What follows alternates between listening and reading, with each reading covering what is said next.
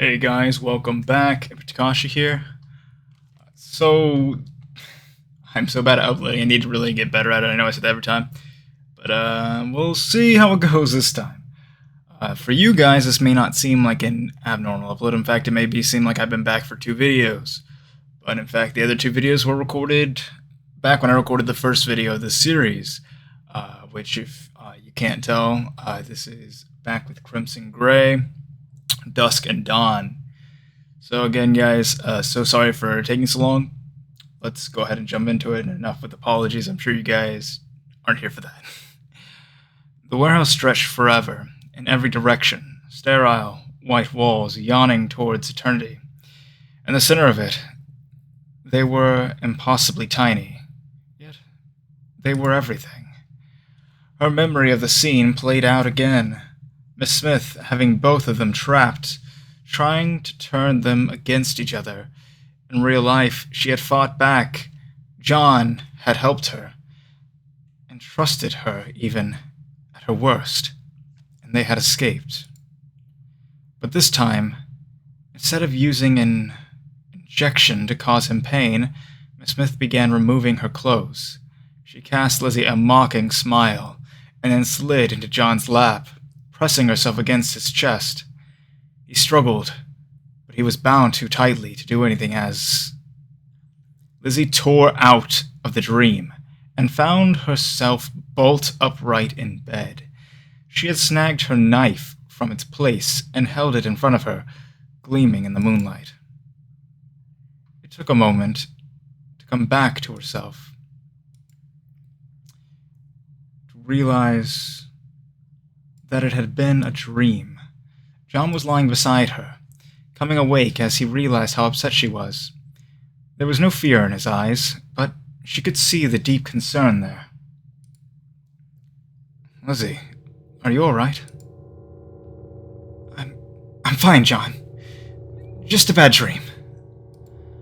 She gave him a beaming smile and set the knife aside, casually, but her acting wasn't good enough. There were still those lines of concern on his face. It was wonderful that he had come to know her better and better, but that meant she couldn't keep herself from being a burden to him. It can be hard to shake those off. Come here and rest, Lizzie. Though she wanted to pretend that everything was all right, she couldn't resist his soothing voice. Lizzie curled up next to him again, resting her head on his chest. It did feel wonderful, pushing aside the remnants of the dream, but this wasn't how it was supposed to be. She was supposed to protect him. John was the one who was sad, who needed to be protected from this world, from the world. He carried so much weight. She couldn't add anything to it. Lizzie bit her lip and squeezed him tighter, wishing she could be perfect. Sorry, John. Don't say that. I'm glad that I can be here for you. You always are. Come here and try to relax. She snuggled against him, much of her anxiety fading. But what if one day she wasn't there? What if he wasn't there, sorry. What if someone took him from her? She would bathe the world in blood, and it would do no good, because he would be gone, and she would have nothing. Lizzie slowly managed to let go of other thoughts and just enjoy his presence, but it took her a very long time to go to sleep. The lecture rolled onward, flowing around the edges of Lizzie's mind. She was absorbing some of the information, but her thoughts were mostly elsewhere. On the page in front of her, increasingly, she'd taken a back corner seat so that it would look like she was dutifully taking notes, but in fact, she was pouring out her thoughts onto the pages of her spiral notebook. Lizzie paused a moment, looking over what she had written recently. It was chaotic, but a familiar chaos. She'd written his name many times, frequently surrounded by hearts. In several places, she'd drawn little pictures of herself killing Miss Smith. It was playful, though, and writing out her emotions made her feel a little more stable. Thinking of him always made her smile, but Lizzie also stopped to consider John as analytically as she could. Her mind ran over the roll of images she held of his face, all the smallest changes in her eyes. He was sadder than usual, she realized, perhaps because of the stress of work. Since he was covering more shifts, Lizzie resolved that she would have to try even harder to lift him up, make him as happy as he deserved to be. Pulling himself out of her thoughts, Lizzie set aside the notebook and returned to her real notes. She didn't need to take many, quickly jotting down the key points to catch up to the speaker. Once she was done, her mind began to wander again. It seemed that the event planning had gone through. Their local campus activist groups had petitioned the right places, so now Francesca Kelsey was going to be speaking in town. That was a good thing, theoretically. It would disturb Koitek, and it would make John happy. Lizzie had read some of her articles to try to vet her, and Francesca seemed intelligent. Her visit would probably give them nice things to talk about. She was married, too, and had been for 6 years. Everything was fine, so Lizzie didn't object to them getting a little involved in helping to set up for the event. Everything was fine. Lizzie absent-mindedly realized that she was gripping her pen tightly and stabbing it repeatedly into the side of her notebook, leaving it covered in gouges. After class, Lizzie headed out and started to walk her usual path before she remembered that things had changed. Frowning slightly, she changed her route to head to the administration building instead, where she would be meeting with John. Others would be there as well. The exact purpose of the visit was unclear to her. At a minimum, they would gather and receive information about the various activities they would be doing in preparation for the visit and speech. Presumably, after that, they would go do said activities, and she would be alone with him. Except that he had expressed interest, which was reasonable. Perhaps they would participate. He had noticed her anxiousness, however, and not committed to anything beforehand. That was very considerate of him. It made Lizzie vow to do a better job of supporting him. As she entered the building, she saw that a crowd of people had gathered. It appeared to be an ordinary enough college group, likely not a concern, though it was more difficult to evaluate threats in a crowd such as this. She searched through the random people in the way, but was unable to find John. Realizing that she was going to be engaged, Lizzie refocused on Aaron, who was coming to greet her. It's so funny how she sees like everyone else besides John, especially girls. Aaron and 2 women. Young, attractive women their age, wearing clothes that were stylish and extremely suggestive. Not physical threats, but potentially. Lizzie gave all of them a brittle smile. Hey, Lizzie. Good to see you there. Hello. We're just getting organized, but there are a ton of things we need to do. We already printed out a bunch of flyers to put up, but we actually got space on one of the big boards, so we need some people to help design a poster, and we also... Where's John? Over in the corner. We were going to organize after the... Thank you. Lizzie left them, though she watched Aaron and the others for a moment longer. Aaron seemed to have noticed she wasn't completely happy, which was a problem. Being herself around John had made her sloppy, though Aaron also might be more perceptive than average. She headed through the crowd, searching for John. Part of her knew that the people were probably decent, given their interest. No, too many of them were just looking for socialization, or a cause that made them feel good about themselves. There were too many of them to judge, and some could possibly be threats. Okay, I just wanted to let it test, so it's not going to auto-drag me this time. So we actually have an actual choice, guys. It's not going to drag us and try to make us kill someone. Fantastic. So let's just take a look and read over our options real quick. Investigate everyone in the room. Ignore others and find John. Defend John. Defend John. I have a bad feeling about that one. Ask Aaron for more information. Retreat and monitor the situation. Okay, let's ignore the others and find John. Let's hope that's the right choice. For me, that seems the most practical because, again, investigate everyone in the room. That is Yandere behavior. Defend John. Oh, with knives. Okay, that changed. Look, if you go over it, with knives. So we don't. Wait. Eliminate. Oh, shoot! Whoa!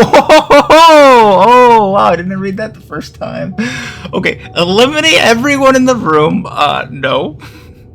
Ignore. No. Ignore. Oh, wow! It turns into targets. Wow. Okay.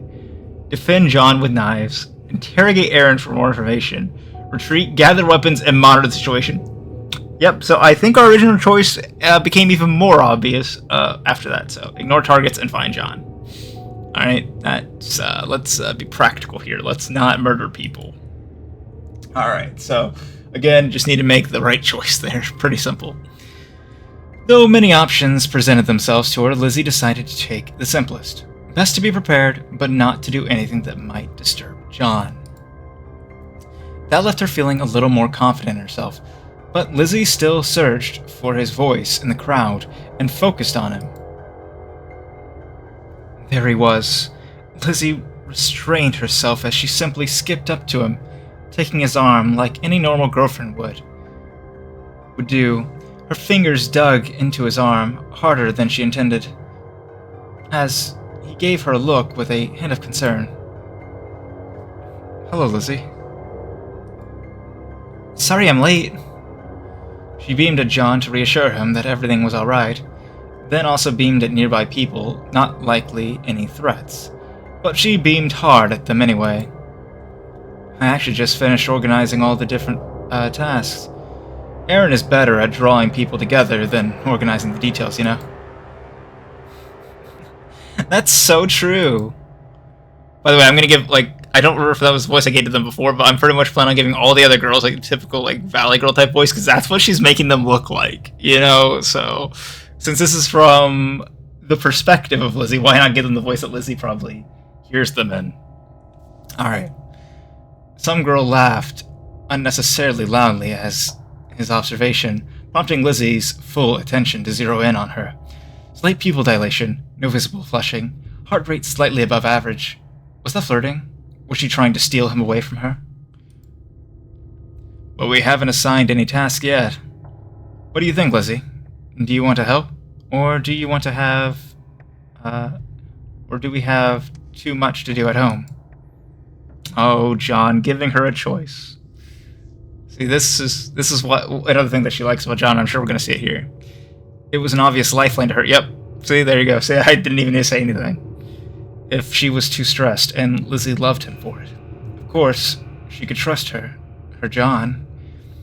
He would always be true to her. Aww, you might have to go, but we need all the help we can get. The girl's gaze turned away from John, too deliberately a ruse, toward Lizzie. She gave a smile that touched the corners of her eyes, indicating that it was authentic. But though Lizzie automatically mirrored it, she felt only a cold hollowness. I was actually hoping you could help us put up flyers. I've seen you around campus. You're super fast. What game did she have in mind with such flattery? Lizzie failed to see the advantage the girl gained, but she disliked the situation all the same. Still, there were a wide variety of different tasks available, and not all of them would leave John vulnerable. She had delayed too long in answering, leaving an uncomfortable pause. It had been a very long time since her social skills had failed her like that. Worse, it was causing him stress, which was unacceptable. Lizzie pretended to be looking over the organizational sheet to buy herself time. A little time. Lizzie? His voice sounded slightly pained, which broke Lizzie's heart. She couldn't add to his depression. She couldn't. The idea of participating wasn't unpleasant, but it would be so much calmer and more wonderful alone at home. Lizzie looked up, smiled, and made her decision. Alright, so our options are don't participate, let him participate but keep him safe. Okay, didn't change there. Take care of it for him, participate together. Okay, so I see two options here. Well, I guess three. So take care of it for him is a no-go. We're not just... That's just... Doesn't seem good for Lizzie's health. It doesn't seem good for John, most likely, as well. And just in general, just... I think that's absolutely no. Don't participate is an option because it's good for Lizzie. But again, I think it might actually hurt her because she'd be worried about the effects on John. And for John, I think he does want to have a social life, and he kind of wants to help Lizzie integrate into a social life. Help her get that way as well. Let him participate, but keep him safe. That sounds like we might have a unfortunate Yandere accident, so I'm thinking no. So my option here, it will be participate together. Putting up flyers sounds fun. Let's go together. Good. We have a plan for getting them through campus, but also over town. John began going over the plan, which was simple enough. She could probably have done all the flyers herself, but if she got to walk around with him, then it would be worth it. The problem was that so many other people were involved, people John delegated to other locations, suspicious girls with questions. At one point, they even needed to drive in someone else's car. It was too many people too close for her. She had hoped it would be just the two of them. But as they worked, John was often smiling. The whole social environment, working together with people toward the same cause, seemed to make him happy. That was good. And he saved his brightest smile for her, never getting too close to any of the other girls. It was fine. The event left Lizzie a little nervous, but she judged that acceptable. If she could drain stress from him into herself, that was the way it should be. When they got home, John seemed lighter than usual. She found herself smiling in response to his happiness and snuggled against him as they fell asleep after the long day, his hand stroking her hair. And scene. So I think that's a good place to go ahead and end the episode there, guys. I do hope you enjoyed it. Some interesting content there. So we actually had some choices. So hopefully we didn't put too much on Lizzie there. Again, with Lizzie's condition, she's clearly trying to be a little more sociable with people besides John. Not for other people's sake, not for her own sake, but for John's sake. Which, again, they're really just trying to, really just help each other and build each other up. So I hope this is the right direction. It's been so long since I played this before, I honestly don't remember, which is great. I remember the ending, but not fully, so it'll be again, a whole new experience for me as well. So, anyhow, guys, again, thank you so much for watching. Love you all, and take care. I'll see you all in the next one.